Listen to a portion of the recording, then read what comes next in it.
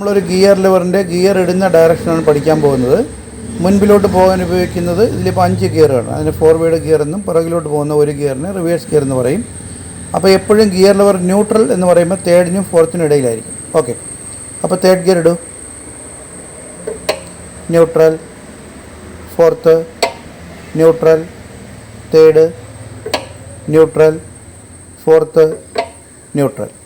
അപ്പോൾ എപ്പോഴും തേർഡിനും ഫോർത്തിനും ഇടയിലാണ് ഗിയർ ലോർ ഇങ്ങനെ നിൽക്കുന്നത്. ഗിയർ ലോർ തന്നെ കൈവയ്ക്കൂ. ഇനി നമുക്ക് ഇതിപ്പോൾ നമ്മൾ ന്യൂട്രലാണെന്ന് അറിയാൻ മുൻപിലും പുറകിലും ഓരോ ഗിയർ ഇട്ടാൽ മതി അല്ലേ. മുൻപിലുള്ള തേർഡ്, താഴെയുള്ള ഫോർത്ത്. ഇനി ഇടത്തോട്ടും വലത്തോട്ടും ഷിഫ്റ്റ് ചെയ്യൂ. ലെഫ്റ്റും അതുപോലെ സെൻറ്ററിൽ കൊണ്ടുവന്നിട്ട് റൈറ്റ്. ഇങ്ങനെ 5 പ്രാവശ്യം ചെയ്യൂ. ഉണ്ട്, ഇങ്ങനെ നമുക്ക് ചെയ്ത് നോക്കി. ഇങ്ങനെ ഗിയർ ലിവറിന് ഇടതുവശത്തോട്ടും വലത്തോട്ടും ഇങ്ങനെ ഷിഫ്റ്റ് ചെയ്യാൻ കഴിയുമെങ്കിൽ ന്യൂട്രൽ എന്നാണ് അർത്ഥം. പിടികിട്ടുക. അപ്പോൾ തേർഡ് ഗിയർ ഇടൂ. തേർഡ് ഗിയർ ഇട്ടിട്ട് ഷിഫ്റ്റ് ചെയ്യൂ, ഇടത്തോട്ടും വലത്തോട്ടും. അല്ല, തേർഡ് ഗിയർ ഇടൂ, ലെഫ്റ്റും റൈറ്റും ഷിഫ്റ്റ് ചെയ്യൂ. അല്ല, തേർഡ് ഗിയർ ഇടും, അങ്ങനെയല്ല. തേർഡ് ഗിയർ ഇട്ടിട്ട് ഇടത്തോട്ടും വലത്തോട്ടും. കറക്റ്റ്. കണ്ട, അങ്ങനെ ചെയ്യും. കണ്ട, ഇത്രയേ അനങ്ങുന്നുള്ളൂ. ചെയ്താണ് അങ്ങനെ ഒരു 5 പ്രാവശ്യം. ഇത് നമ്മൾ പ്ലേ എന്ന് പറയും. അപ്പോൾ ചില വാഹനങ്ങളുടെ ഗിയർ ലിവർ കറക്റ്റായിട്ട് അതിൻ്റെ മെയിൻ്റനൻസ് നടന്നില്ലെന്നുണ്ടെങ്കിൽ നമുക്കിപ്പോൾ ന്യൂട്രലാക്കൂ. ഇനി ഇടത്തോട്ടും വലത്തോട്ടും ഷിഫ്റ്റ് ചെയ്യൂ. ഇതുപോലെ ഓവറായിട്ട് നമുക്കതിങ്ങനെ ഷിഫ്റ്റിംഗ് അനുഭവപ്പെടും. അപ്പോൾ നമുക്ക് ന്യൂട്രൽ കണ്ടുപിടിക്കാൻ പാടാവും. അതുകൊണ്ട് നമ്മൾ എപ്പോഴും ന്യൂട്രലാണെന്നറിയാൻ തേർഡ് ഫോർത്ത് വിട്ട് പ്രാക്ടീസ് ചെയ്താൽ മതി. ചെയ്യൂ. മുൻപിലൊരു ഗിയർ തേർഡ്, പുറകെ ഒരു ഗിയർ ഫോർത്ത്, ഇടയ്ക്കുള്ളത് ന്യൂട്രൽ. അപ്പോൾ ഇനി അടുത്തത് ഫസ്റ്റ് ഗിയർ. എങ്ങനെ ഫസ്റ്റ് ഗിയർ ഇടും? കറക്റ്റ്, ഇടത്തോട്ട് ഷിഫ്റ്റ് ചെയ്ത് പിടിച്ചിട്ടാണ് മുൻപിലോട്ട്.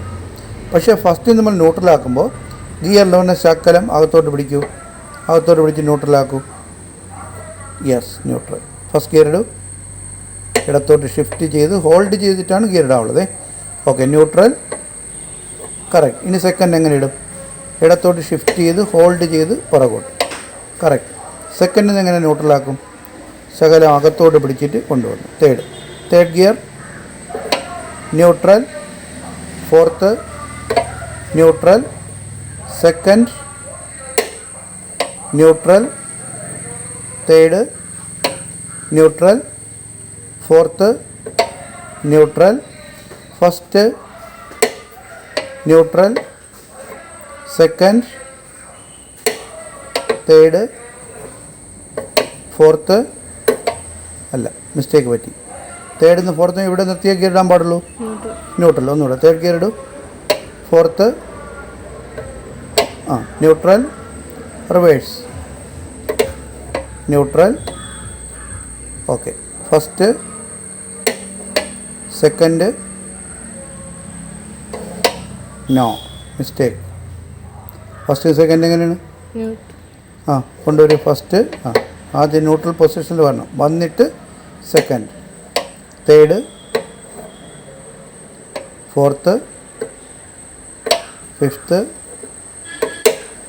Neutral, reverse, neutral.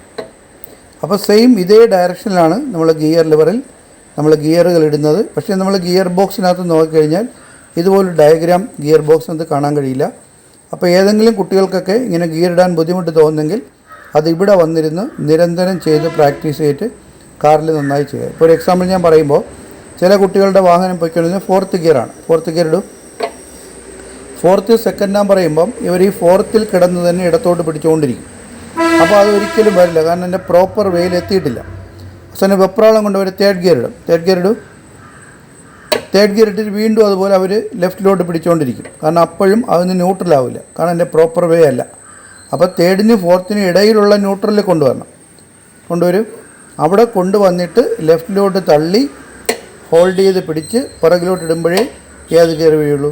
Second gear. അപ്പോൾ ഇത്തരം പ്രശ്നമുള്ള കുട്ടികളൊക്കെ ഇത് കണ്ട് നന്നായി പ്രാക്ടീസ് ചെയ്യുക. അപ്പോൾ ഇതാണ് ഗിയർ ഇടുന്ന മെത്തേഡ്. ഓക്കെ.